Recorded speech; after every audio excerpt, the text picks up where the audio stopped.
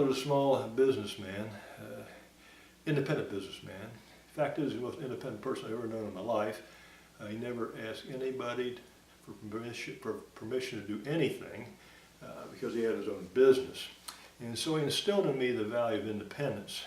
So I went off and I got my bachelor's, master's, and PhD, and then I went to work as a college professor. The only problem is I wanted to work for someone, and that someone happened to be a college dean.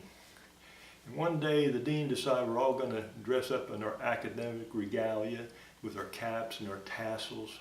I can never remember whether the tassel went on the right side or the left side, but it didn't make any difference to me, but it seemed to be a very important thing for the dean. So I decided it wasn't such a good idea to dress up like that, so I didn't go to graduation. 3 weeks later, I got a letter from the dean. Guess what it said? You're fired. I said, man, my first job, and I've already been fired. So I thought what I'll do is I'll go off and get a job as a college dean, and that way no other college dean can fire me at least. So I did, took a job as a dean, and I found out very early on that the faculty thought they ran the university rather than administration, so I had all kinds of clashes with the faculty. And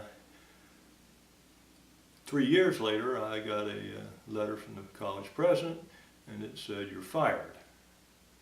Now, I thought I might include that on my resume. I could say, you know, well, the first time I was fired by a lowly college dean.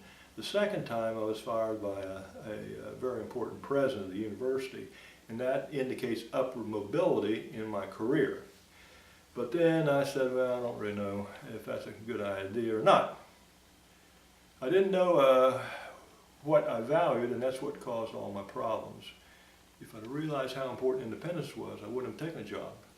So working for somebody else. So I asked a guy, I remember asking a guy one day, I said, how come you started your own business?